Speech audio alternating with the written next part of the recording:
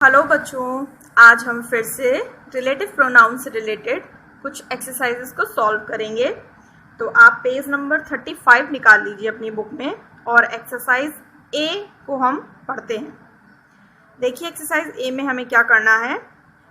Use a suitable relative pronoun from who, which, whom और whose। ये चार आपको रिलेटिव प्रोनाउन दिए हैं। आपको इन चारों रिलेटिव प्रोनाउन को यूज करना है to join each pair of sentences. दो अलग अलग सेंटेंसेस दिए हुए हैं, उनको आपको ज्वाइन करने के लिए इन दिए गए चार रिलेटिव प्रोनाउन में से कोई एक रिलेटिव प्रोनाउन आपको यूज करना है। Leave out any words which are not needed in the sentences.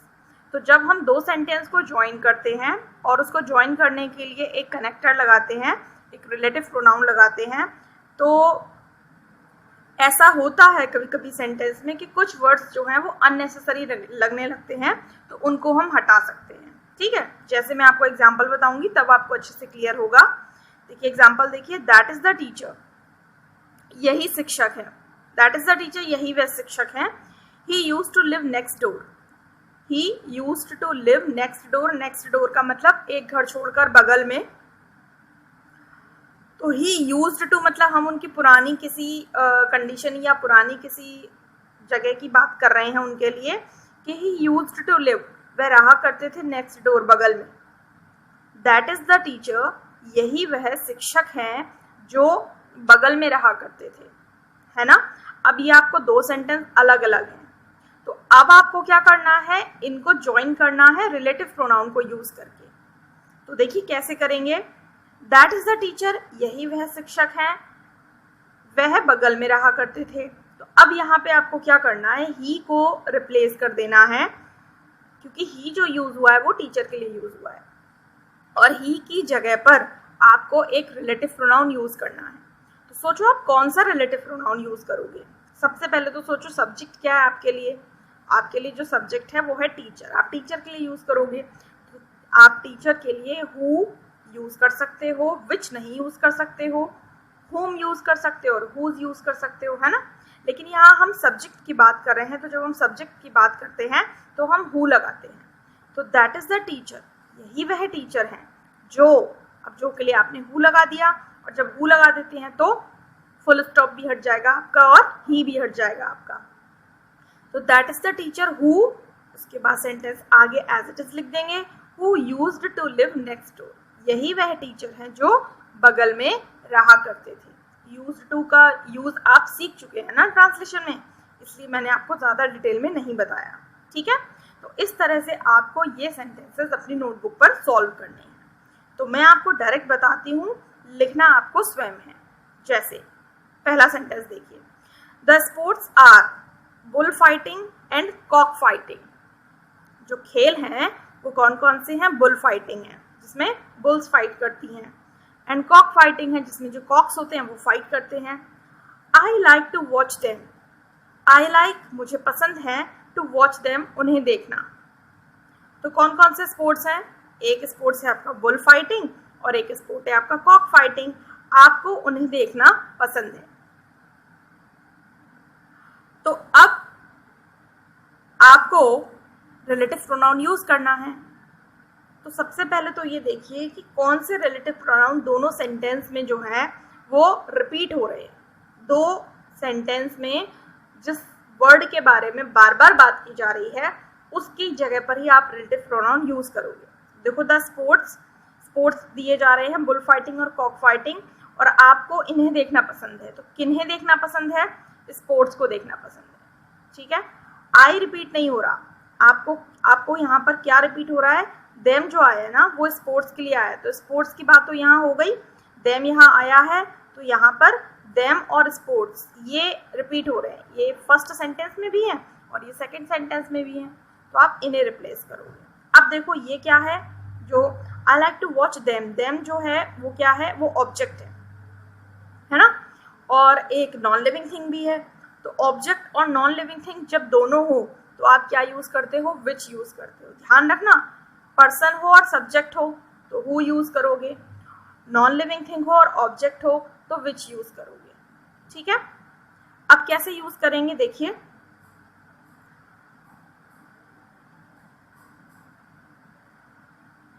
The sports, ठीक, द स्पोर्ट्स, स्पोर्ट्स जो, आई लाइक टू वॉच, जो मुझे देखना पसंद है, ऐसे खेल जो मुझे देखना पसंद है, आर हैं, वो कौन से हैं, बुल फाइटिंग है और कॉक फाइटिंग है। तो सेंटेंस को ज़रूरी नहीं है कि जैसा दिया है सीधा सीधा लिख देना है, आपको उसका सेंस निकाल कर, आपको उसका मीनिंग निकाल कर आगे पीछे अगर करना हो तो आप कर सकते हो। तो क्या किया हमने, द स्पोर्ट्स, जो स्पोर्ट्स, स्पोर्ट्स यहाँ से ले लिया, विच जो, आई लाइक टू वॉच, अब दैम हटा देंगे यहाँ से क्योंकि दैम जो है उसका काम विच ने कर दिया। तो the sports which I like to watch are bull fighting and cock fighting, तो ये आप ऐसे लिखेंगे, ठीक है। सेकंड देखिए, शी मेट हर चाइल्ड, वह अपने बच्चे से मिली, she had not seen him in 5 years, उसने 5 सालों में उसे नहीं देखा था। अब देखिए यहाँ पर रिपीट क्या हो रहा है, शी यहाँ पर भी है, शी यहाँ पर भी है, तो दोनों जगह सेम है। अब देखिए वह अपने बच्चे से मिली और यहाँ पर आया है हिम, ठीक। तो यहाँ जो दोनों सेंटेंस में बात की जा रही है वो उसके बच्चे के लिए बात की जा रही है। यहाँ हर चाइल्ड है, यहाँ हिम है, तो हम किससे रिप्लेस करेंगे, हम हिम को रिप्लेस करेंगे। अब देखिए हिम जो है वो यहाँ पर ऑब्जेक्ट के फॉर्म में है क्योंकि सब्जेक्ट तो यहाँ पर शी है, तो पर्सन है और ऑब्जेक्ट है। अगर पर्सन है और ऑब्जेक्ट है तो हम उसके लिए यूज करेंगे whom, है ना। देखो अगर पर्सन है और सब्जेक्ट है तो who, अगर नॉन लिविंग थिंग है तो which, और अगर पर्सन है और ऑब्जेक्ट है तो whom।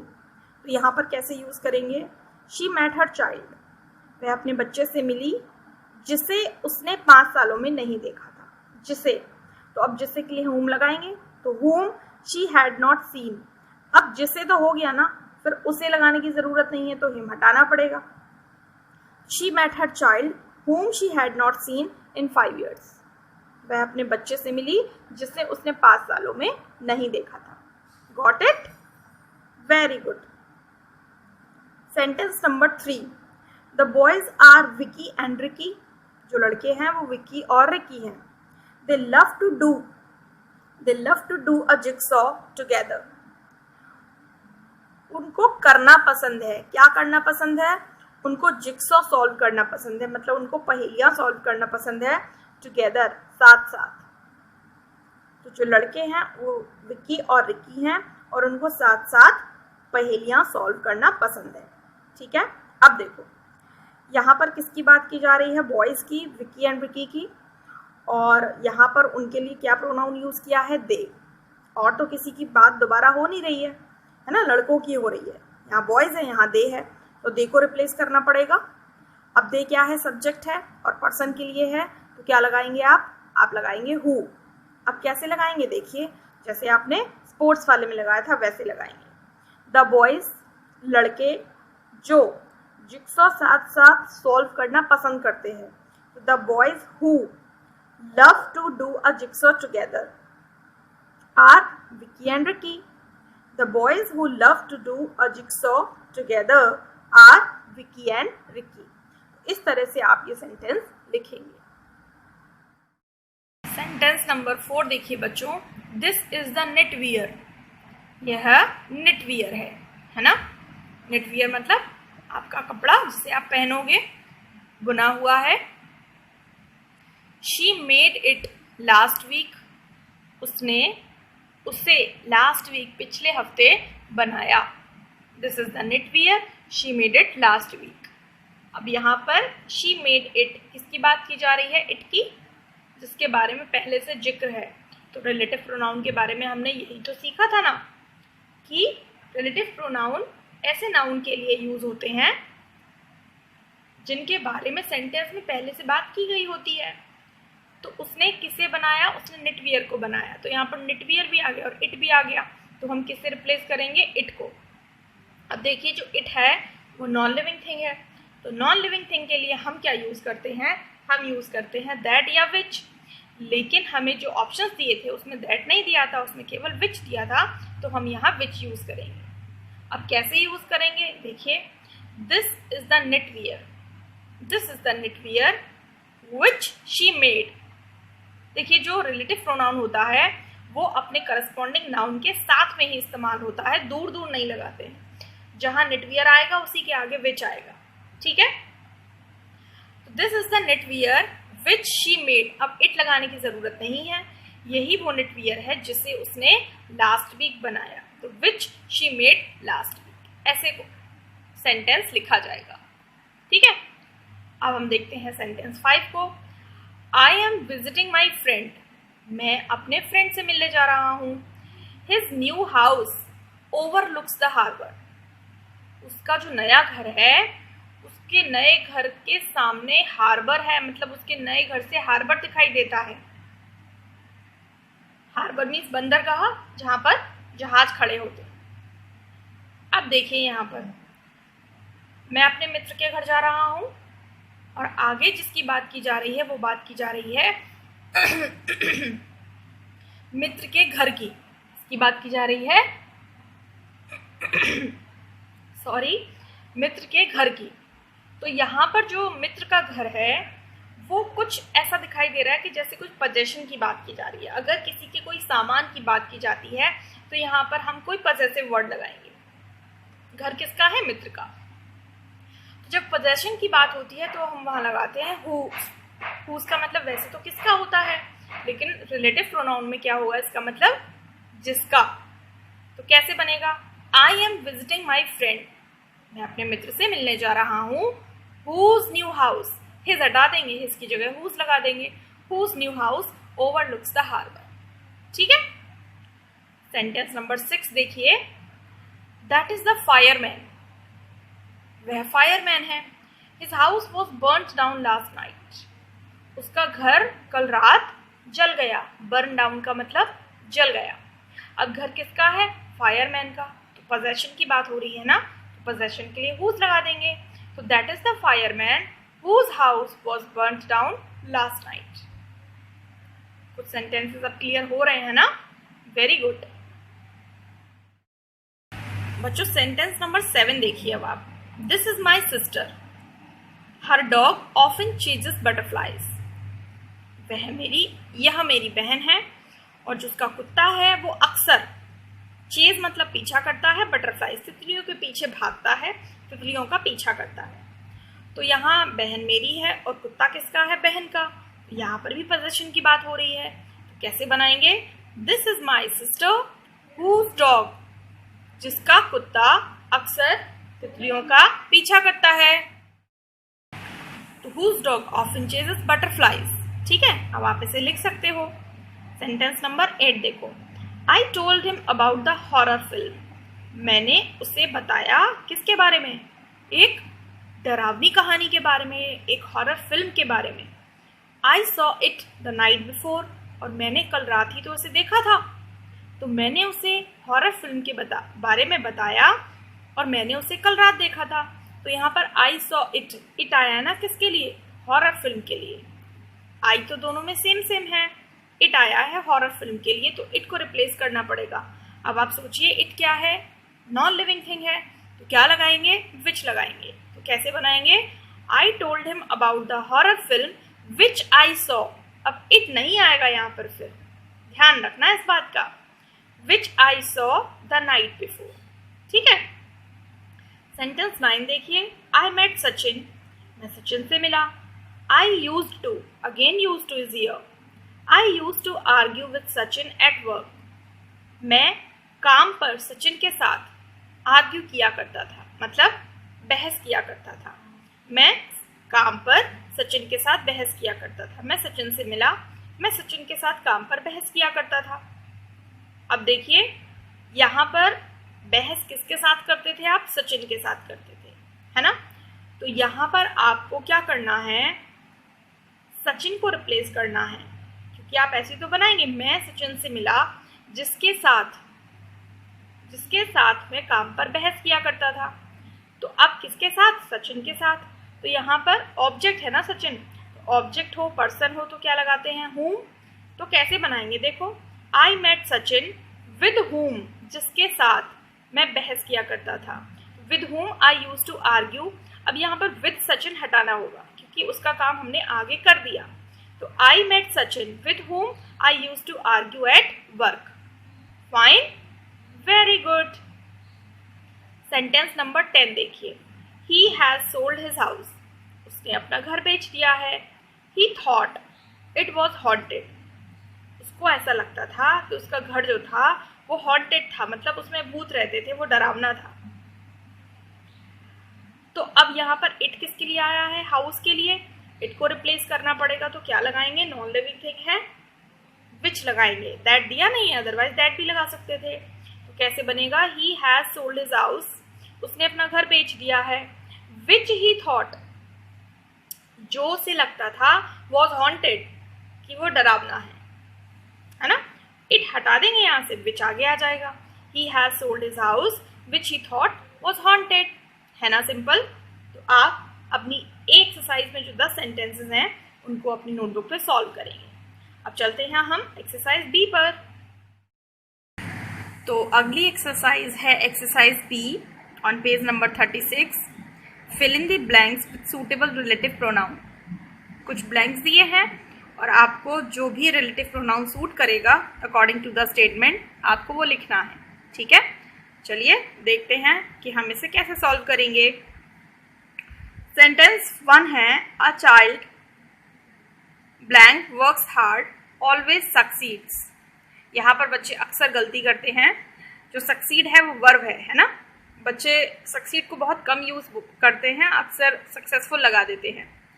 सक्सेसफुल वर्ब नहीं होती है, तो यहाँ पर हमें वर्ब लगानी है। तो ऑलवेज सक्सीड, सक्सीड मीन्स सफल होना और सक्सेसफुल मीन्स केवल सफल। तो एक लड़का, अब रिलेटिव प्रोनाउन को तो ऐसे ही यूज करते हैं ना, जो, जिस, जिसका, जिसके लिए, जिसके साथ। तो एक लड़का जो वर्क्स हार्ड, बच्चे हार्ड वर्क्स लगा देते हैं, वो भी गलत है। पहले वर्ब आएगी और उसके बाद कोई एडवर्ब आएगा। तो एक लड़का जो वर्क्स यानी कि काम करता है हार्ड, कठिन काम करता है, मेहनत करता है, ऑलवेज सक्सीड्स, हमेशा सफल होता है, ठीक है। तो हिंदी तो निकल रही है जो। अब देखो जो किसके लिए आ रहा है? चाइल्ड के लिए। चाइल्ड क्या है? सब्जेक्ट और पर्सन। और जब सब्जेक्ट और पर्सन हो तो रिलेटिव प्रोनाउन क्या लगेगा? हु। इसको तो आप याद कर लीजिए। A child who works hard always succeeds. Second, the pen I recently bought is lost. Pen जो मैंने रिसेंटली हाल ही में खरीदा, इज लॉस्ट खो गया। पेन जिसे मैंने हाल ही में खरीदा खो गया। अब पेन के लिए लगाओगे ना आप रिलेटिव प्रोनाउन। पेन क्या है? नॉन लिविंग थिंग है। तो नॉन लिविंग थिंग के लिए आप क्या लगाते हो? या तो दैट लगाते हो या फिर विच लगाते हो। तो आप दोनों में से जो आपको अच्छा लगे आप लगा सकते हो। The pen that I recently bought is lost, the pen which I recently bought is lost, ठीक है। थर्ड सेंटेंस देखिए, दिस इज द गर्ल, यह वही लड़की है। वर्क इज द बेस्ट, अब यह वही लड़की है, काम जिसका अच्छा है, या वही लड़की है जिसका काम अच्छा है। तो काम किसका है? लड़की का, लड़की के पास काम है, मतलब लड़की का काम है। यहाँ पोजेशन की बात है ना। लड़की के लिए पोजेशन के लिए क्या लगाएंगे? हुज। तो यहाँ लगा देंगे हम this is the girl whose work is the best, जिसका काम अच्छा है। Okay fine. नेक्स्ट सेंटेंस देखिए, the books I need are not available in the library. किताबें जिनकी मुझे ज़रूरत है वो पुस्तकालय में अवेलेबल नहीं है, उपलब्ध नहीं है। जो किताबें मुझे चाहिए वो पुस्तकालय में नहीं है। तो बुक्स के लिए लगाना है relative pronoun. Books non living thing है, नॉन लिविंग थिंग के लिए आप विच या दैट लगा देते हो। तो the books which I need are not available in the library, और the books that I need are not available in the library. Okay. Sentence number 5, I know the place, मुझे जगह मालूम है। ही लिव्स, वह रहता है। कैसे बनेगा? मुझे वह जगह मालूम है जहां वह रहता है। वैसे तो वेयर का मतलब कहाँ होता है ना, लेकिन रिलेटिव सेंस में क्या लगेगा? जहां। तो प्लेस के लिए आप क्या लगाओगे? वेयर। तो I know the place where he lives, मुझे वो जगह मालूम है जहां वह रहता है। अगला सेंटेंस देखिए, sentence number 6, this is the girl, यह वही लड़की है। मदर इज अ मिनिस्टर, माँ मिनिस्टर है, तो मतलब ये वही लड़की है जिसकी माँ एक मंत्री है, एक मिनिस्टर है। तो यहाँ पर माँ किसकी है? लड़की की। तो जब कोई चीज़ किसी की होती है तो पोजेशन की बात होती है, तो पोजेशन में हम whose लगा देते हैं। This is a girl whose mother is a minister. Is it simple?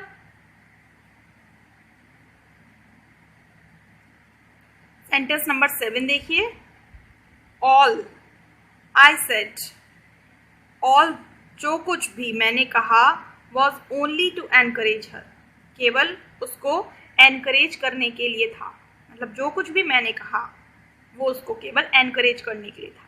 ठीक है, तो अब जो कुछ भी मैंने कहा ऑल के लिए आपको लगाना है। अब ऑल किसके लिए आया है? कोई पर्सन के लिए तो नहीं आया है, बातें करने के लिए आया ना, जो कि नॉन लिविंग थिंग है। तो नॉन लिविंग थिंग के लिए आप क्या लगाओगे? दैट या which. Again, all that I said was only to encourage her. All जो कुछ भी जो मैंने कहा, तो all that I said was only to encourage her. Which भी लगा सकते हो, all which I said was only to encourage her, लेकिन दैट ज़्यादा अच्छा लग रहा है सेंटेंस में। बस अगला सेंटेंस देखिए। लिसन केयरफुली, लिसन केयरफुली, ध्यान से सुनो। जो कुछ आई से, मैं कहता हूँ, ध्यान से सुनो जो कुछ मैं कहता हूँ। ठीक है, तो अब जो कुछ के लिए आपको लगाना है, किसी की बात नहीं की गई है यहाँ पर, ध्यान से सुनो उसे, जो कुछ मैं कहता हूँ। तो जो कुछ के लिए आप क्या लगाते हो? वॉट आई से, क्या कुछ मैं कहता हूँ। क्या के लिए लगाया ना आपने, क्या मैं कहता हूँ, मैं जो कहता हूँ। तो क्या के लिए आप वॉट ही लगाते, अब यहाँ पर आ गया आपका वॉट। तो listen carefully to what I say. Next देखिए। A person lies can not be trusted, एक आदमी जो झूठ बोलता है उस पर भरोसा नहीं किया जा सकता है। तो यहाँ पर पर्सन के लिए लगाना है। पर्सन के लिए, सब्जेक्ट के लिए क्या लगाएंगे? हु। अ पर्सन, एक आदमी जो झूठ बोलता है, सब्जेक्ट है ना यहाँ पर, तो हु। लास्ट देखिए। शी फाउंड, उसने पा लिया। She found, she was looking for, she found, she was looking for. Looking for का मतलब ढूंढना, जिसको वह ढूंढ रही थी। तो उसने पा लिया उसे जिसे वह ढूंढ रही थी। ठीक है, तो अब यहाँ पर कोई चीज उसने पा ली, तो यहाँ पर ऑब्जेक्ट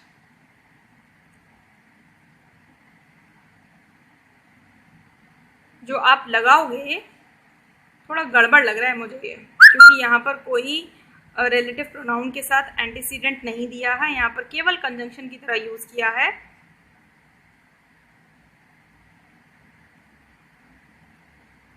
चलिए लगा देते हैं। She found what she was looking for, उसने पा लिया जिसको वह ढूंढ रही थी। या फिर she found that she was looking for, that भी लगा सकते हैं। She found which she was looking for, which भी लगा सकते हैं। तो जो आपका मन करे आप तीनों में से कुछ भी लगा दीजिएगा, तीनों ही करेक्ट है। बट ये सेंटेंस मुझे इनकरेक्ट लग रहा है, एक ये वाला और एक ये वाला, क्योंकि यहाँ उसको पूरी तरह से कंप्लीट रिलेटिव प्रोनाउन के सेंस में नहीं यूज़ किया गया है। एनीवे आप कर लीजिएगा। तो आप एक्सरसाइज ए और एक्सरसाइज बी जो है वो दोनों अपनी नोटबुक में सॉल्व कर लीजिएगा। और नेक्स्ट वीडियो में अब हम मिलेंगे एक नए टॉपिक के साथ। So till then, stay at home, take care of yourself, stay tuned, bye bye.